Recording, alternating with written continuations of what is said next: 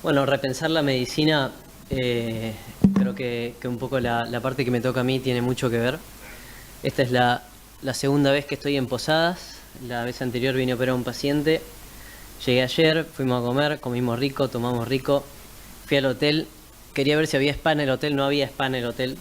Me fui a correr, pero había sauna en la costa, así que estaba lindísimo. Estuve en el sauna, gracias por todo. Una provincia hermosa, una gente hermosa. Siempre es un placer. Placer, pero no se puede correr en la costanera que tienen porque no se puede, no hay manera. ¿Cuándo indicar un resincronizador? Me toca a mí un poco esto y no voy a hablar de estudios, no voy a hablar de evidencia ni eso porque creo que lo pueden leer todos. Voy a hablar un poco de mi experiencia haciendo esto, que llevo 3 años haciendo proctoring de estimulación del sistema de conducción con 140 casos hechos por todo el país y un poco por Sudamérica. Y bueno, voy a estar encantado de que si les interesa se pueda hacer también acá en Misiones porque realmente es apasionante. Esta es un poco mi presentación. Me formé en Canadá, en la Universidad de McMaster. Trabajo a cargo de la Fuerza Aérea Argentina en Buenos Aires. Y estoy encargado de educación continua en una multinacional en Buenos Aires y como proctor de estimulación del sistema de conducción.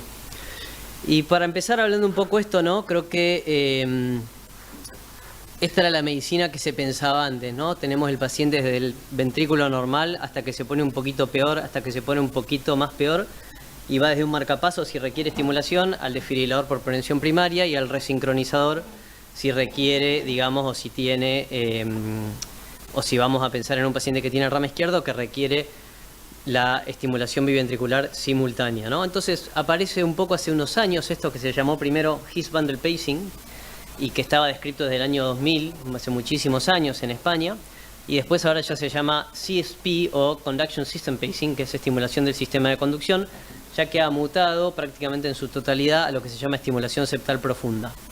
Ustedes sabemos que cuando tenemos un paciente con bloqueo completo de rama izquierda, la generación del impulso a través del haz de His conduce primero al ventrículo derecho por la rama derecha y tardíamente al ventrículo izquierdo. Esto que sabemos todos y que es tan sencillo, que estoy mostrando algo que aprendemos en segundo año de la facultad cuando estamos teniendo discusiones de alto nivel, me da un poco de vergüenza, pero es la cuestión esencial, entender el concepto de disincronía con un dibujito muy sencillo. Primero se despolariza el ventrículo derecho, después el izquierdo, y aparentemente eso trae un montonazo de problemas que antes quizá se decían, bueno, le ponemos marcapaso al paciente, le salvamos la vida, pero se está viendo que le estamos creando otro problema. Y este es el problema, ¿no? La realidad es que estimular desde el ventrículo derecho se asocia a mala evolución del paciente, si se requiere estimulación ventricular, por supuesto, y si el paciente presenta disfunción sistólica. Eso es lo que nos mostraban los estudios, por ahí el bloque HF, todos los estudios de los últimos años. Paciente con disfunción sistólica, si lo estimulo del ventrículo derecho, parece que no es tan bueno. Pero la realidad es que lo que nos muestra la evidencia hoy, este es el único estudio que voy a mostrar, porque no me gusta mostrar evidencia, nos muestra que el paciente que no tiene disfunción ventricular y que viene por bloqueo AB de alto grado o tiene un trastorno de conducción de 2 fascículos y va a progresar a un trastorno de conducción más avanzado, el paciente que se le implanta, como en el 99%, 99,9% de los casos en el país por lo menos, el dispositivo en el ápex de ventrículo derecho, o se hace estimulación miocárdica, un poquito más septal, un poquito más en el tracto de salida, pero desde mi punto de vista estimulación miocárdica, en fin, si requieren estimulación ventricular y tienen buena función ventricular, estos pacientes que requieren un marcapaso normalmente, 1 de cada 4 le toca la ruleta rusa, digamos, y desarrolla una miocardiopatía y le va muy mal. Le va tan mal que si los comparamos con los que no la desarrollan, tienen una gran diferencia en cuanto a un endpoint combinado por hospitalización y mortalidad total, tienen mucha mayor hospitalización y se mueren más. Es decir, un paciente que se implanta un marcapasos por una enfermedad que requiera estimulación ventricular va a tener 1 de cada 4 chances, 1 de cada 4, digamos, un 25%, de desarrollar una miocardiopatía asociada a la estimulación. Solucionamos un problema y creamos otro. Entonces, ¿cuál es? Se empezó a decir, bueno, ok, entonces empecemos a entender qué pacientes tenemos que resincronizar, ¿no? Esto hace muchísimos años, 25, casi 30 años de historia con la resincronización a través del seno coronario, que es compleja, que hay que poner un Swan Ganz, hay que ver las venas, si tiene una buena vena, pasar a una cuerda, usar una vaina subselectora, en fin, todo lo que hacemos hace una estimulación que en realidad es la suma de 2 imperfecciones, ¿no? Porque hay una estimulación no sincrónica al ventrículo derecho, no sincrónica del ventrículo izquierdo, pero parece que cuando sumamos los dos da bien, da un QRS angosto, ¿no? Parece bastante bueno, pero la realidad es que no se compara con la real cura de la enfermedad del sistema de conducción, que es la estimulación del sistema de conducción, en la cual hay una sociedad, una perfecta sociedad entre el marcapasos y el paciente. No se trata más de que el marcapaso soluciona todo el problema y el paciente se limita a conducir o no conducir y en función de eso el marcapaso estimular o censar, sino que acá hay una sociedad entre el sistema de conducción propio del paciente y el marcapaso. Me están hablando, bueno, no podemos pedirle al paciente que haga las cosas. Sí podemos pedirle, porque nosotros vamos a implantar el marcapaso en un lugar en el cual de ese lugar para adelante el sistema de conducción funcione, porque si lo implantamos antes de que el sistema de conducción funcione, obviamente esa sociedad no va a funcionar. Entonces, esto es muy sencillo de entender, de nuevo, para bajar un poco así tanta ciencia, de hacer las cosas bien sencillas. Tenemos una aurícula, una bifurcación rama izquierda y rama derecha y el ventrículo al final. Entonces, el paciente que tenía bloqueo completo de rama izquierda, siempre pensamos que era así, ¿no? La rama izquierda, pum, acá paró, es bien distal. Siempre pensamos que era así. Pero parece que las fibras están predeterminadas en el GIS, es decir, lo que va a ser rama izquierda y rama derecha ya está predeterminado en el sistema de conducción antes de la parte penetrante y ramificante, con lo cual las ramas después van cada una para su lugar.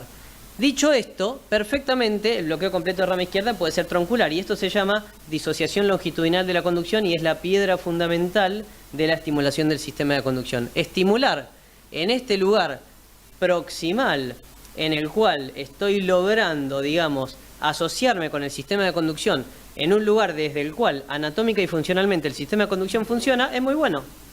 Es muy sencillo de entender, ¿sí? Los bloqueos son proximales. Y usted puede decir, bueno, pero casi nunca. No, lo que se ve es que en la inmensa mayoría de los pacientes los bloqueos son proximales. Si yo tengo un paciente con rama izquierda y le pongo un catéter en el GIS y estimulo, el rama izquierda se recluta. Es decir, el QRS es angosto. Es decir, la conducción ocurre a través de las dos ramas. Entonces, evidentemente, el problema, el trastorno de conducción está siendo más proximal de lo que uno piensa. ¿Qué logramos con esto? Entonces se llama la famosa captura selectiva y no selectiva. Ahí se me corrió un poquito, qué pena. Cuando nosotros estimulamos el sistema de conducción con captura no selectiva, capturamos el miocardio y capturamos el sistema de conducción. La estimulación selectiva habla de la posibilidad de capturar exclusivamente el sistema de conducción, lo cual es medio casi imposible, les diría, no tiene ninguna utilidad. O sea, uno piensa, bueno, eso es la máxima sincronía de todas. Y no, porque si el paciente llega a desarrollar una enfermedad del sistema de conducción distal al sitio de implante, obviamente el marcapaso no va a funcionar.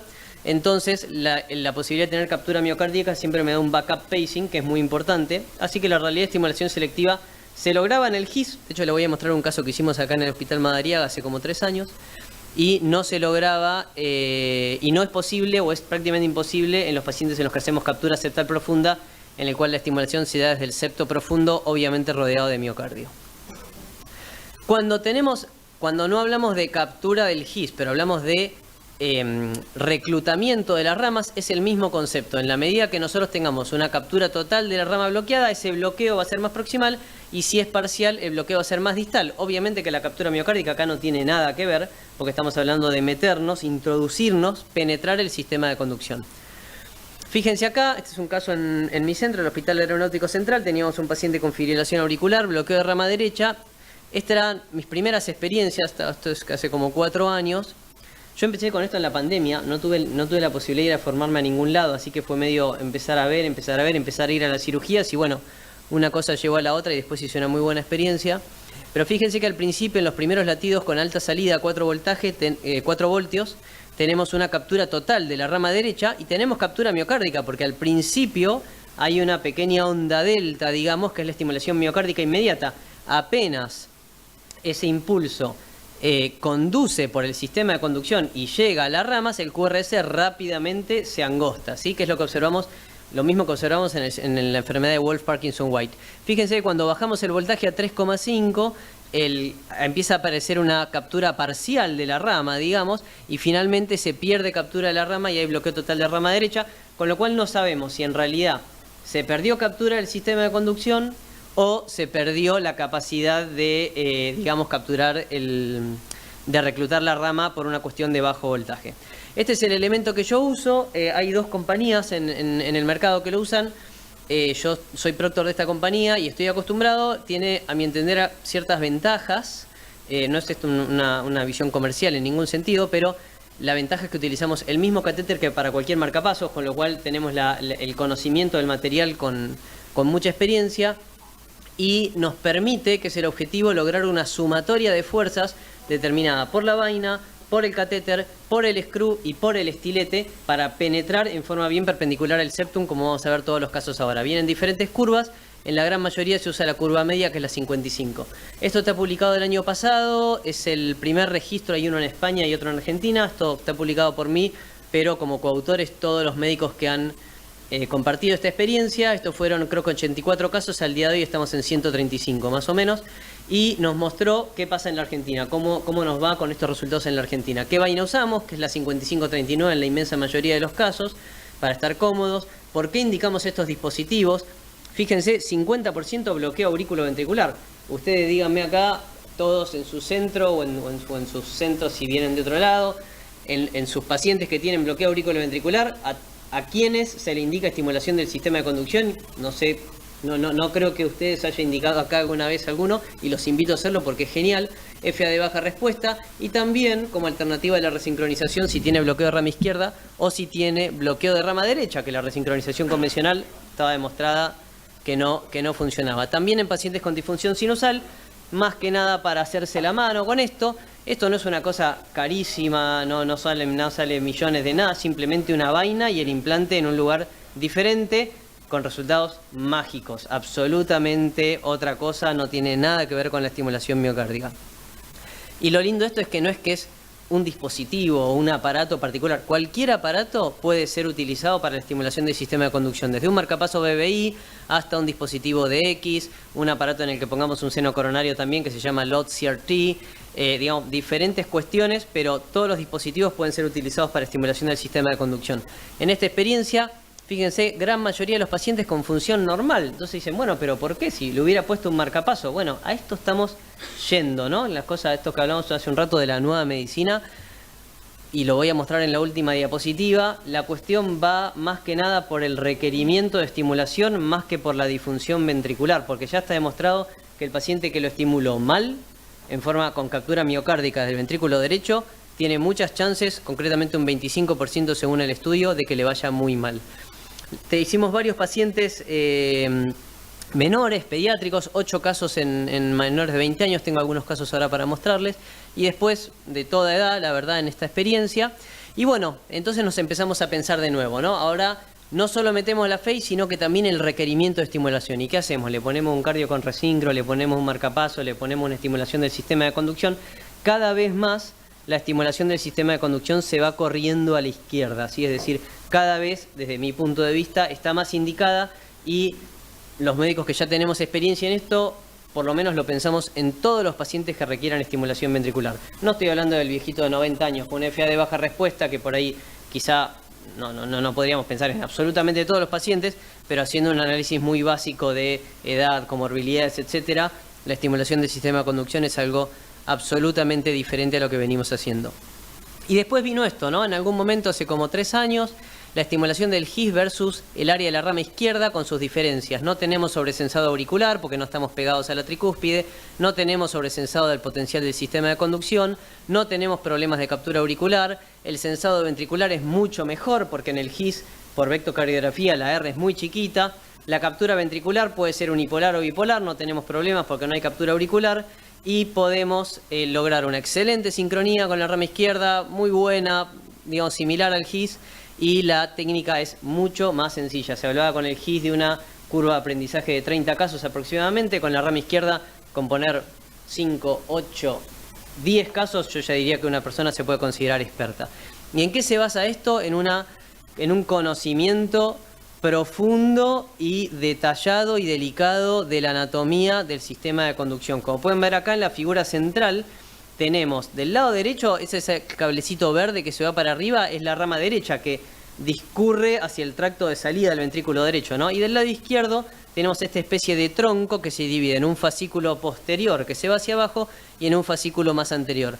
Muchas veces es difícil acceder a ese lugar tan proximal y terminamos estimulando el fascículo posterior, con lo cual el paciente tiene un excelente QRS, pero con hemibloqueo anterior izquierdo. Yo no creo que sea un gran problema, pero muchas veces nos pasa eso. ¿Y qué es lo que hacemos concretamente? Acá se puede ver en una imagen oblicua izquierda, el catéter, en lugar de ir al septum del ventrículo derecho, como se hace siempre, está penetrando el ventrículo derecho. Y tenemos que saber, hemos hablado también de la resonancia, de ver el septum y todo, que el catéter, por lo menos el que yo uso, desde la punta del screw, cuando está extraído, hasta el polo proximal, tiene casi 1,5 centímetros de longitud, con lo cual hay que evitar, obviamente, caerse hacia el ventrículo izquierdo. Y lo que hacemos, como se ve a la derecha, es lo siguiente: paciente que estimulamos pegado al septum del lado derecho y tiene una estimulación compatible con un marcapaso, digamos, con captura miocárdica, con imagen de rama izquierda. Fíjense que tenemos D2 para arriba, D3 para abajo, eso nos habla que estamos en el lugar ideal en el septum, y un notching en B1, que a la medida que vamos penetrando el catéter, como se ve en la figurita de abajo, lo que vamos es logrando capturar los fascículos del sistema de conducción desde el septum mismo. O sea, no vamos desde el endocardio hacia el fascículo, sino que vamos escondidos desde el septum hasta que el pulso emitido por el dispositivo es capaz de capturar los fascículos endocárdicos que están del lado izquierdo, ¿no? No sé si se entiende. Y eso nos lleva a un QRS, obviamente, muy bueno. Fíjense, uno de los muchos casos que hicimos, oblicuo anterior izquierda, cómo se ve la penetración septal, ahí hay un catéter en GIS, y oblicuo anterior derecha, cómo se ve, como lo describió Wang inicialmente en 2020, en una línea imaginaria que va desde el GIS a la punta de ventrículo derecho, el catéter se implanta 2 centímetros o 1,5 centímetros anterior en esa línea. Y bueno, para mostrar algunos casos, escenario bloqueo auriculoventricular o alternativo soporte en CRT. Fíjense, en este caso, un paciente con bloqueo de completo. Cualquier paciente que llega así a su centro seguramente termina con un marcapaso bicameral, o quizá unicameral, ni siquiera logramos la sincronía B. Y ¿qué es lo que hacemos acá, ¿no? Un paciente que tiene buena conducción, pero evidentemente va a requerir un porcentaje de estimulación muy alto. Entonces lo que hacemos es presentarnos. Siempre pongo un catéter de backup primero, como ven, y después nos presentamos en el septum con la vaina, y fíjense cómo estamos 90 grados perpendicular. El backup pacing es muy importante porque al tocar el sistema de conducción desde el lado derecho, muchas veces los pacientes hacen asistolia, entonces tenemos que tener un catéter que es el catéter que luego va a ir a la aurícula, ni siquiera hay que usar uno más. Yo lo pongo inicialmente en la punta de ventrículo derecho y una vez penetrado el catéter lo traigo para la aurícula. Pero lo más importante es lo que dice abajo, es el conjunto de elementos que me permiten tener la rigidez. Es como hacer una punción transeptal, ¿no? Digamos, en la aurícula, para poder penetrar el catéter. Entonces tengo la vaina con rotación antihoraria, el catéter, el stylet y el screw. Entonces el primer paso es, ahí mi mano derecha es lo más importante, no la mano izquierda, es la que sostiene la vaina firmemente para lograr la posición contra el septum, y se saca, digamos, el screw inicialmente para empezar a estimular, ¿no? Y cuando empezamos a estimular, ¿qué es lo que vemos? Que el screw ya está penetrando y se puede ver cómo está queriendo penetrar en el septum. Y eso me empieza a lograr un patrón de estimulación que inicialmente tiene imagen de rama izquierda, porque no estoy llegando a capturar los fascículos del endocardio izquierdo. Entonces tengo una imagen de rama izquierda, fíjense, tengo de 2 para arriba, tengo de 3 para abajo, una posición muy buena. Entonces lo que hago es ajustar bien el conito verde del marcapaso para darle máxima tensión al screw y evitar que este mismo se invagine, y luego procedo a la penetración manual en el septum. Fíjense, la mano derecha sostiene la vaina, abre los dedos, y la mano izquierda, fijándose con contraste, va haciendo penetración manual hasta una penetración bien perpendicular y bien metida en el septum interventricular derecho. Me dicen, ¿para qué todo este despelote de hacer esto, de meter el catéter hasta ahí, de penetrar el septum? Bueno, la realidad, ahora van a ver los resultados, es mucho mejor. ¿Y qué me permite este producto de esta compañía, o lo que yo uso, que es muy importante? Es que el hecho de estimular permanentemente durante la penetración me permite a mí saber la impedancia giro a giro. Y cuando yo me caigo al ventrículo izquierdo, la impedancia es la resistencia que me hace el tejido a la corriente de energía, ¿no? Entonces, cuando me caigo al ventrículo izquierdo hay una disminución súbita de la impedancia.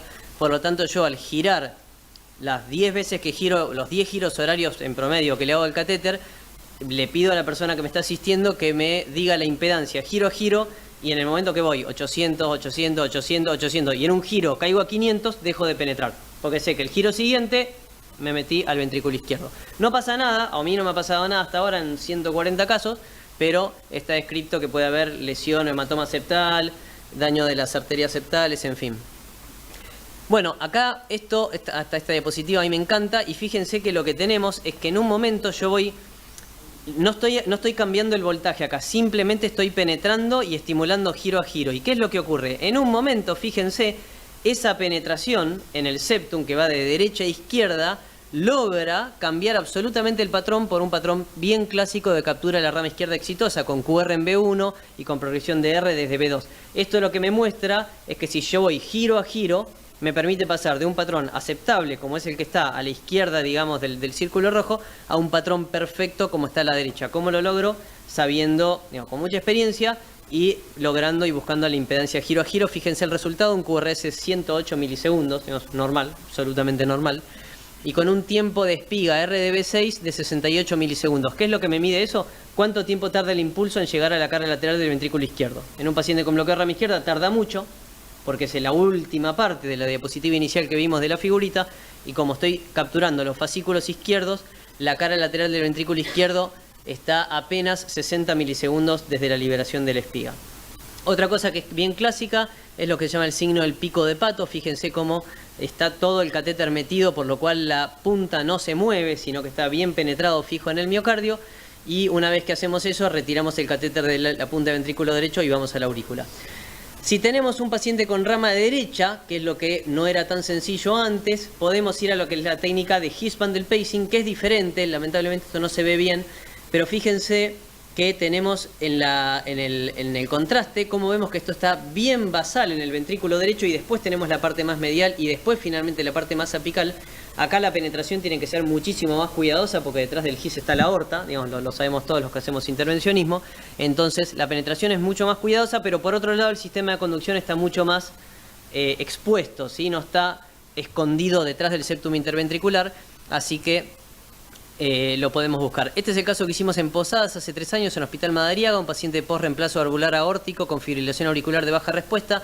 Fíjense el mapeo abajo, el potencial de His bien grande, con una señal auricular prácticamente nula. Ahí impactamos el catéter y empezamos a estimular. Y fíjense qué linda estimulación que tenemos en todos los QRS. Y empezamos a bajar el voltaje, y al bajar el voltaje a la derecha es muy difícil de ver. Imagínense en un implante, pasamos de un patrón de captura no selectiva a un patrón de captura selectiva. Es decir, el QRS de la izquierda tiene una pequeña montañita después de la espiga, lo pueden ver, y después el QRS finito. Y en cambio en el de la derecha, después de la espiga, tiene un pequeño intervalo isoeléctrico, y eso se llama transición a captura selectiva, y me confirma que estoy capturando el sistema de conducción. Cuando sigo bajando el voltaje, pierdo captura y los latidos conducidos por la FA son 12 de 12, exactamente iguales a los estimulados. En este otro caso que les mostraba del His bundle pacing en la miocardiopatía con rama derecha, fíjense que el electro final es un electro bien angosto. Fíjense todo B4, B5, B6, se pierde todo rastro del bloqueo de rama derecha, con lo cual estamos resincronizando el ventrículo derecho también y por supuesto la despolarización biventricular. En un caso 3, miocardiopatía dilatada con bloqueo de rama izquierda, el clásico paciente que le vamos a poner seno coronario y todo. Fíjense, 181 milisegundos, y este paciente se le había corrido hacia la vena el ventrículo izquierdo, que es lo que pueden ver ahí, se puede ver perfectamente cómo está corrido, y penetramos la vaina y vemos cómo está 90 grados perpendicular. Es un caso de Río Cuarto que hicimos hace 2 meses con Julián Olmedo, y empezamos a penetrar, y fíjense qué linda perpendicularidad que tenemos para alcanzar esos fascículos izquierdos, ¿no? Y luego de bien penetrado el catéter, bien perpendicular, este paciente que ya había sido operado, que se había corrido el ventrículo izquierdo y todo, tenemos un resultado de 120 milisegundos de QRS con un tiempo de espiga RDB6 que se ve ahí, que es de 58 milisegundos. Cuando es menos de 90 confirma captura de la rama izquierda. Otros fenómenos, double tenting. Esto fue en San Luis, un paciente también con miocardiopatía dilatada para resincronizar, y fíjense que cuando pongo la vaina ya tengo una línea ahí. No sé si penetré, si me fui al ventrículo izquierdo, y eso está con la vaina. El catéter no está salido de la vaina. Ustedes pueden ver perfectamente que toda la vaina está atravesando esa especie de primera trabécula que tenemos. Nunca me había pasado, y yo empiezo a estimular y no tengo captura del sistema de conducción. Con lo cual dije, me voy a meter, y me metí. Y fíjense cómo tenemos una especie de trabécula inicial y luego el septum y penetrando ahí. Hay que tener mucha experiencia para hacer esto, pero esencialmente el concepto es el mismo. Si yo tengo buena impedancia, tengo buen valor de R y tengo buen umbral de captura, no estoy en el ventrículo izquierdo, sigo adentro del septum interventricular y me permite ir hasta lograr el QRS perfecto. 117 milisegundos, 49 milisegundos a la espiga. Mucha experiencia, pero me lo permite. Otro caso, otros escenarios, bloqueo AB congénito, una chiquita de 10 años, esto lo hicimos en Junín con Mariana Valentino, en el que vamos a estimular bien basal, bien arriba. Fíjense que tenemos un tenting precioso, pegadito al GIS. Obviamente que tenemos primero un catéter de backup para evitar la sistolia y luego de eso penetramos el catéter mucho menos, pero logramos estimular el GIS y la chiquita de 10 años tiene de por vida, digamos, un QRS de 100 milisegundos y evita toda la insuficiencia cardíaca, todos los problemas, ¿sí?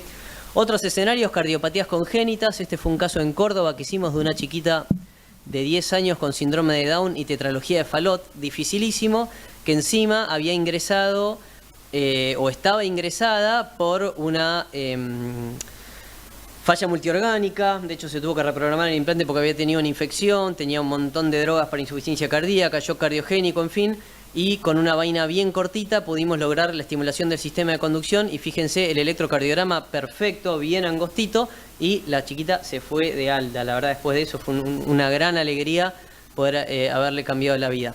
Esto solamente es experiencia. Al principio, los primeros casos, nos salen algunos, otros no nos salen. A medida que vamos avanzando en la curva y empezamos a adquirir todos los tips y todo lo que podemos aprender para que el caso salga perfecto, la verdad que los casos exitosos son la inmensa mayoría. Yo he tenido la oportunidad de hacer esto por todo el país y por Sudamérica también. He puesto un solo caso en Posadas, espero que no haya sido el último. Voy a estar invitado, si me pueden invitar en algún otro momento a asistir al doctor Moreno, que somos amigos, va a estar muy linda experiencia. Conclusiones que yo diría de esta charla. Requerimiento de estimulación ventricular mayor a 20%, tenemos que empezar a pensar en esto. No podemos seguir estimulando el ventrículo derecho. O sea, no podemos seguir haciendo mala praxis, por decirlo así. Cada 4 pacientes va a desarrollar una cardiopatía asociada a la estimulación. No estoy hablando del viejito de PAMI de 90 años, estoy hablando de todos los demás pacientes que requieren estimulación ventricular. Función sistólica no me importa. La verdad, no me cambia si tiene disfunción, ni hablar, pero la verdad que no me cambia. La resincronización real es a través de la estimulación del sistema de conducción. Hay un montonazo de estudios que están saliendo ahora y que ya en 2022 han salido y que demuestran que son mucho mejores que los resultados que la resincronización a través del seno coronario, sobre todo en pacientes con bloqueo de rama izquierda, y los pacientes marcadamente dilatados representarán a veces más dificultad, digamos, que el resto de los pacientes, pero bueno, se pueden hacer de todas maneras. Eso es todo, muchas gracias.